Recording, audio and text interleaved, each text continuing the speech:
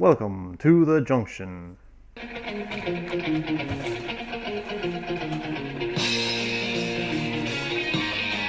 This is the XFL.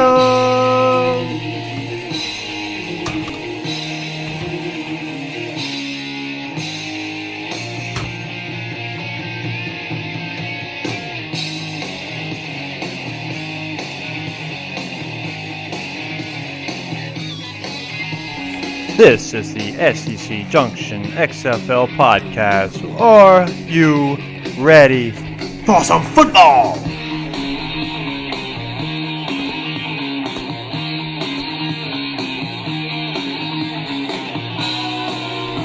It's the third interview episode with SEC Network ESPN personality, the cool Cole Cubelic.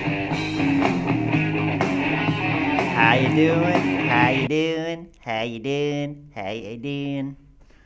Well, how are you doing out there, everybody? Welcome to the SEC Junction XFL, where it is the real style of football. It is the SEC. Can't get better than that in the college ranks. And then it's the XFL. Well, the XFL. How exciting, how interesting of a league we have, and how great it is to be joined with you today. I have to say that this has been a very good experience, and it only is getting better and better and better. Today it's very exciting to have Cole Cubelic, SEC Network and ESPN personality on the podcast today. This guy is all SEC, all XFL, all football.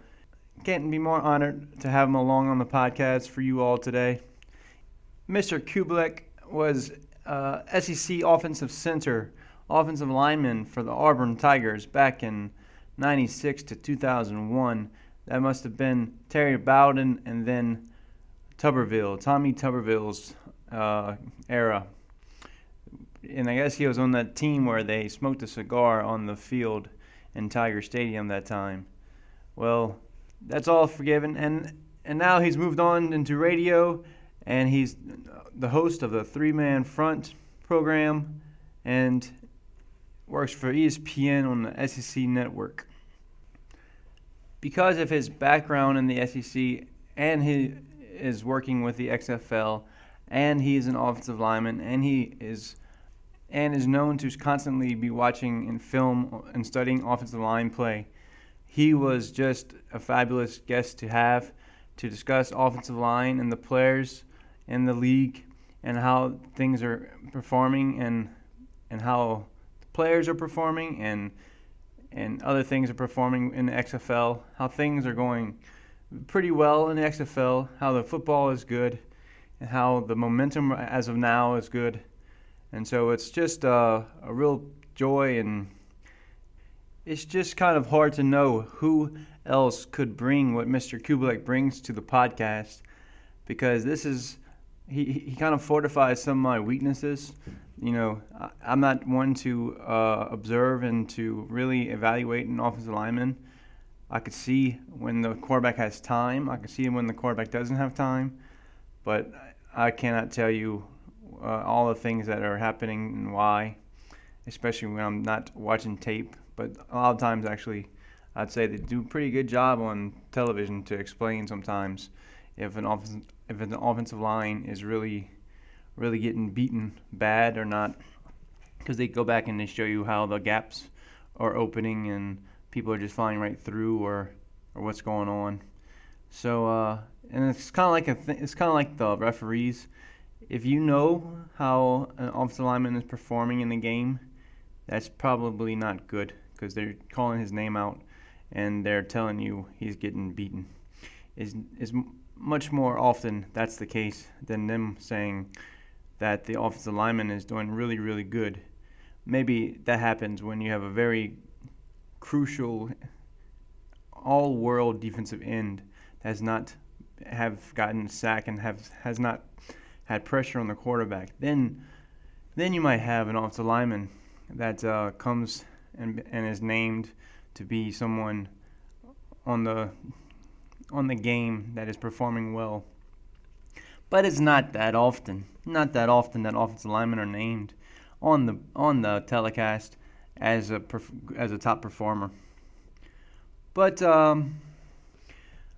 yeah, to be an offensive lineman is something very, very special, and because you're not recognized, but you're only recognized when things are going to go wrong. But it's also a very, very crucial part of the game. You are given the running backs space and gaps for them to run through when you're facing a front 7 or maybe even a front 8 or maybe even a 10 in the box, which is only usually in older style football or older SEC football. But so offensive lineman is a special breed. It's a big man with more agile feet than you would ever imagine a big man having. Toughness, selflessness in their nature. A lot of times they are considered to be pretty stupid people, but it actually takes some intelligence and some character to be an offensive lineman, to see, to react to what you're seeing, to process information, and to react with power and strength at the same time. And I think Cole Cubelic comes through in his interview. He is both knowledgeable, he is both impactful, and he gives us a great listen, and he provides us with some solid information, which I'm glad to give to you here in just a few minutes. But before that, remember, I'm on Twitter, The Swamp Dane. Find me, follow me. I am going to be there to give you information on the XFL, and you may get the information before the podcast is ever released, and you might hear that a lot of things I'm saying is things I tweet about. Also, Facebook, the page, SEC Junction XFL page. I'm not doing much to get attention to that, so it's more my listeners. For those that listen to me often, just give me a like on the page, and I can see how many of my listeners are reacting to me on social media, and that can be done on Facebook on the page. I have a Patreon account. Search for it, SEC Junction XFL, and yep. So I'm doing all the normal things podcasters do. So I guess ever so slowly this is getting legit, and I guess I'm a podcaster. But here we are, the interview with Mr. Cole Cubelic of SEC Network and ESPN, and you'll be able to find Mr. Cubelic on the field during all the XFL action. You'll hear his analysis, and he'll get the interviews. That's right, this is who I have today. But today I interview him. I asked him some questions, and I appreciated his time, and enjoy. We are now joined with SEC Network and ESPN personality Cole Cubelic. How you doing, Mr. Cubelic? Hey, I'm doing well, thank you. So this podcast, this is the SEC Junction XFL podcast, and I really have a hard time finding someone else that embodies the concepts, because you have a great linkage between the XFL and the SEC, because you are, of course, working with SEC Network. What was your first? Let me ask you, what was your first impression of the week? The play and the coaching and just the atmosphere. What are you hearing about what are you hearing from others? Just what's your impressions of the week? Well, I feel like week one was a success. You look at the ratings, and you've got anywhere between 2 and 4 million people tuning into those games. I think that's a fantastic number. Everyone should be satisfied with that. And then the crowds were close to capacity. I think the majority of the stadiums had good crowds. The smaller stadiums were 80-90% to capacity, which I think is fantastic. That makes for a good football environment. Sure it does. I think the ball was good. The offensive line's protected better than I think a lot of people would have imagined. That's going to allow for more explosive plays and more offense. And you've got legitimate players. You've got guys that we're familiar with, that we know, that we've seen be successful in college, some in the NFL. And I thought the quality of football was impressive, and the way that some of the rule changes were accepted by the majority of fans, I was very pleased with that as well. Right. Particularly the kickoff rule. The kickoff rule wasn't one that I thought a lot of people were going to be excited about or very accepting of, and that seemed to be something that went over extremely well. Right. Well, I was actually going to ask you about the line play right here, but I could see that you already jumped the gun on that one, and that's fine. I know you. It's not, I'm sure usually you have time in your hands, but now it's still football season. Super Bowl's over, it's still football season. So that's something new for many of us. So let's stay there. Let's stay on about the line play, the defensive line, and you were a center at Auburn. So what centers did you see play well? And for me, as a sort of amateur sports junkie, I could see the stats of a wide receiver and the running back, but it's really hard for me to evaluate and see what's going on in the line. Can you give us a little more in-depth perspective on the line play, especially the center position, and talk a little more about? Well, I think other than Tampa, the majority of the offensive lines that I saw played well, and that starts with communication. That starts with identifying your assignments, playing assignment sound football, picking up blitzes, picking up movement up front, which a lot of these teams, they saw a lot of that. And I was impressed with the way that most of those teams were able to do that. Now, I think you still found some individual breakdowns with some certain teams. Los Angeles struggled at right tackle. That was obviously one that was an issue. I think left tackle was a bit of an issue for Tampa.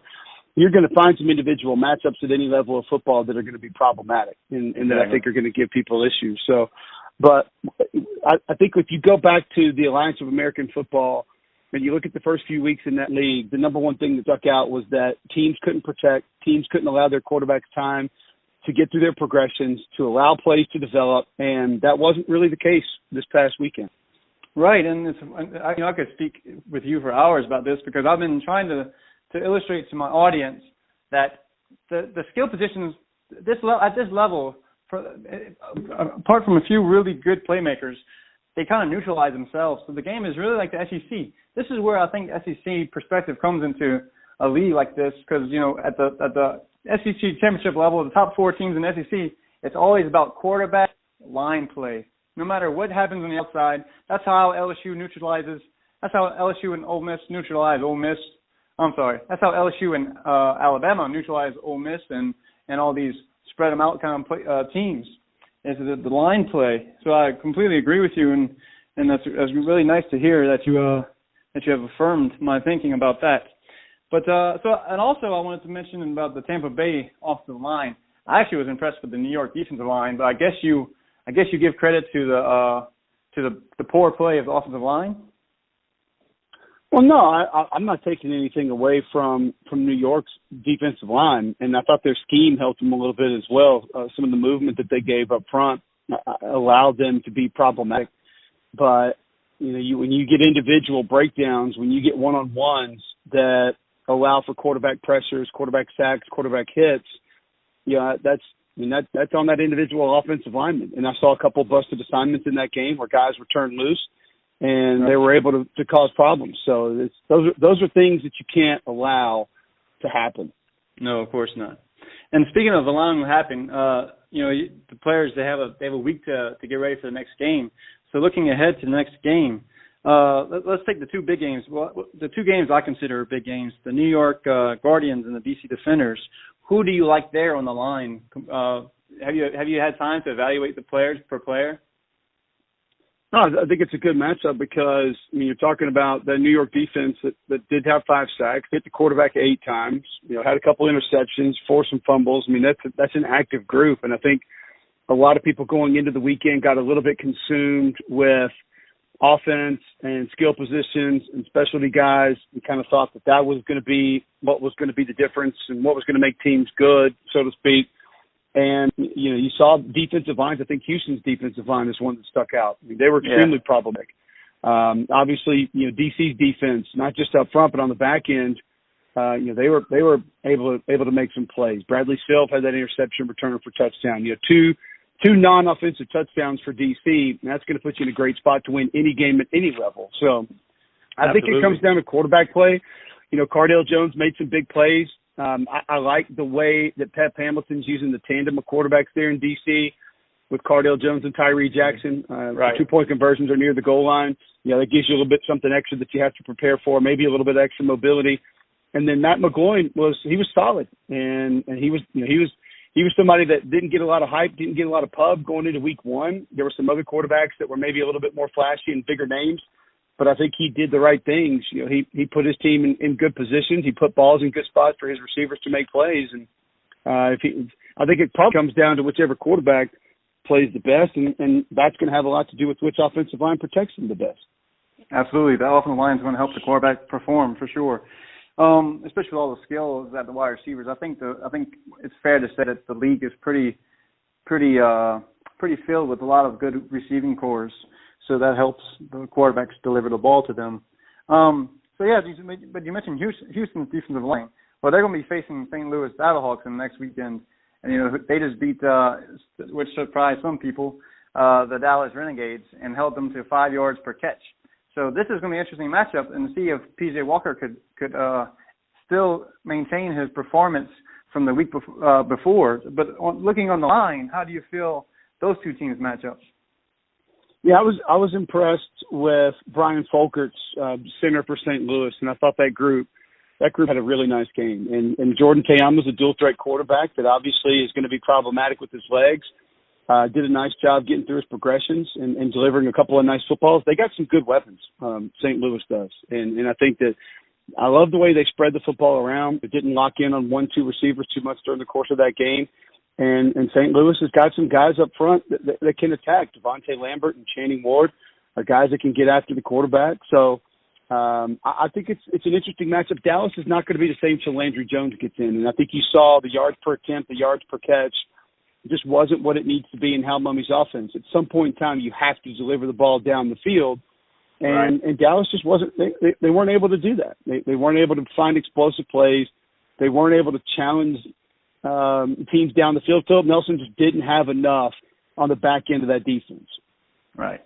But, yes, I just made a podcast about that, actually, and I said you might be right. Landry Jones might be able to open up the offense more, but I'm a little critical right now of Hal Mummy's offense because it's been around for 20 years now. So I think the defense and the secondary, as much nickel and dime people play these days, with good tackling, you could limit that short passing game. But let's move on to if you don't mind, let's just go ahead and have some quick comments. Or let me first ask you this. I'm sorry, Sammy Coates. Were you surprised he wasn't so? Even though they lit up the scoreboard to a large extent, were you surprised Sammy Coates from Auburn, your alma mater, didn't really show out, didn't really get the ball that much? Not really. I mean, he's a guy that has super ability. He can run past you, but he's had some issues with his consistency of his hands over time. And I still think he got some opportunities. I know he had one ball pull him out of bounds. He had one ball that was pretty good defensive play that was made. So I don't really put that on him. And there were other matchups that they found that they liked, some one-on-ones, and that may have been the reason that those were successful is, Sammy Coates was getting some attention. And I think you see him come down on punt cover and make a tackle. I mean, he did some other things that I think the coaching staff is probably excited about. Sure. And I know your time is running here, so let's just go ahead and if you might just go ahead and give me a quick comment about the players. I want to give the SEC fans a little taste of your opinions about some of their favorite offensive line players, like Mortez Ivy from Florida, but playing with the Vipers. Yeah, I thought Martez struggled a little bit. I didn't think that he had a great game, and there are certain areas of pass protection that have been an issue with him for a while. You saw Dylan Day, Mississippi State offensive lineman, playing up in Seattle. He got in a little bit of a skirmish, which is kind of disappointing early because that's something that happened with him when he was at college. But I think he's a guy that's going to have a good year. Vinzel Boulware was nice for them. A guard out of Tennessee, played well for Seattle also. Seattle. I think there's some guys there that are gonna be fine, but it's 1 week, so it's tough to get a real analysis of exactly what they're gonna look like for the rest of the season. Correct me if I'm wrong, but didn't Khalil McKenzie play defensive line at Tennessee, but he moved to offensive line? Leo McKenzie was a defensive lineman at Tennessee, yes. And then, so how do you think he's developing along? I haven't seen a lot of him, to be honest with you. That's fine. I just found out that he was a defensive lineman in college, so I thought it'd be interesting to find out. No, but so I'm sure you got your Auburn players that you root for in XFL, but other than that, I wish you thank you for your time, Mr. Cubelic, and I hope you enjoy your weekend watching some XFL games. And I heard a little rumor that you might be on the sideline. I will. I'll be working the game in Los Angeles, Dallas at LA. That's going to be Sunday on ABC. So looking forward to that. I'll be with Joey Galloway and Tom Hart. It's going to be a lot of fun. Yeah, I'll tell you what. That soccer field in DC really showed well. Oh, I wanted, by the way, to say how much I enjoyed the ESPN production. I thought here I am making podcasts on XFL, and I thought I was already kind of excited about it. And then I saw the ESPN production, and I was like, wow, this is better than I thought. So I just want to thank you and enjoy your weekend, and we look forward to seeing you in Los Angeles.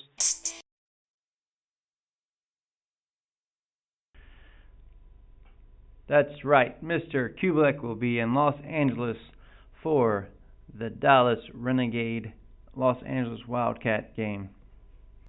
I truly hope you enjoyed the interview. I know I did. I wanted to take a little more time to say thanks again to Mr. Cubelic for coming on the podcast, allowing myself to spend some time with him, ask him questions, talk about the XFL. I really get the sense that Mr. Cubelic just likes football, and he's easy to talk to. As long as you talk football, he's easy to talk to. So that was a great experience. I enjoyed the conversation. I think it's very interesting to hear him talk about the offensive line in XFL, how the talent and the performance was much higher than one might expect, maybe with the skill level, maybe with the time they had to work as a unit. But anyway, he was impressed because he saw, as he said, that the defensive line was doing some stunts, doing some slants, doing some things that could really take advantage of an offensive line that's not prepared and ready to perform. But he said everybody seemed to be there to perform and allow the quarterback's timing. Quarterback play was pretty good. Matt McGloin, he was also, I agree with what he said about him. He was actually a quarterback in my mind. I was actually thinking a lot of the same things, that he might be the middle road talent in the league, but when you have everything working together, it really helps the quarterback perform. And actually, why did we think why was he so overlooked? He's one of the most experienced NFL quarterbacks in the league. So I mean, that's New York Guardians are actually stronger than we might have realized. Which I might say that I actually kind of had a feeling when I heard actually that the New York Guardians were more professional than the other teams. For those that went to the practices and the training camps, they said it was the New York Guardians that was more kind of organized, and if someone made mistakes, they had to do they had to go run, do some push-ups or something. It was more strict and disciplined, much more professional, much more mission-oriented. And when I heard that, I was like, that might be a good team.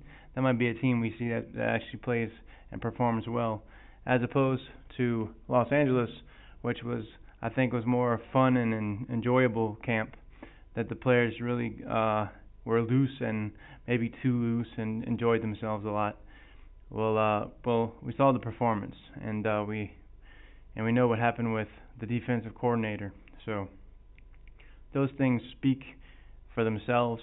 And so, yep, Mr. Cubelic, this is a personal thank you from me, the Dane Man, and I do hope that the XFL continues its success with you on the sideline. I look forward to seeing the presentation on the television. It's going to be exciting to see the XFL, and it's going to be fun to hear the questions you ask, And it was a great interview. I liked it a lot. It really brought some things into the podcast that I've been looking for. I wanted more offensive line talk. I wanted more legitimate, somebody who could bring some real, true pedigree on the offensive line and talk about that. So that was a nice little time I spent with Mr. Cubelic on the phone. Recordings, I must say, was a little off. There were some little glitches there, and that was the first time I experienced that with that app. It's an app that I used to record some interviews with, and I've been thinking about other methods to do that. But if I would say let's do Skype or let's do something else, these people that I interview would also have to have the same program. So it's kind of easiest and more versatile and flexible just to do it by phone and call them up. But this is the first time that I had those glitches, and it sounds like I've edited something, and it's not. It's actually just the quality of the recording. It changes pitches sometimes. Sometimes the voice goes up and goes down. But anyway, I do thank all of you out there for listening to my podcast, and I do welcome you to come back, and I hope I provide enough quality entertainment and information for you concerning the XFL, and I hope it's not too much SEC, which I think I actually have been doing a fairly good job of covering XFL things more than SEC things, and it's just more of a SEC flavor. It is the XFL, just with a slight SEC flavor. So do follow me on Twitter. It'll be great to see some interaction and some reaction from you all, both on the comments and on Twitter. So if you listen to this, if you listen to more, let's have a little rule. If you have listened to more than 2 or 3 of my podcasts, you are saying that you want to follow me on Twitter. If you have listened to me 2 or 3 times now, you are saying, why am I not on Twitter following the SEC Junction XFL podcast? This is the information I obviously want and need in my life. So do that. Find me on Twitter, The Swamp Dane, and again, Facebook page, SEC Junction XFL. And if you might even dare consider to help me out in any way, there's also Patreon. And I believe Patreon, you just go and search the podcast name. So, but that is, as you see, that's Patreon is not something I really bother with either. I just have it because that's apparently what us podcasters do. We ask you for your money. Okay, so anyway, have a good day. We'll crack back and have some talk about the XFL, talk about it, think about it, dream about it, and come back and listen to the SEC Junction XFL podcast.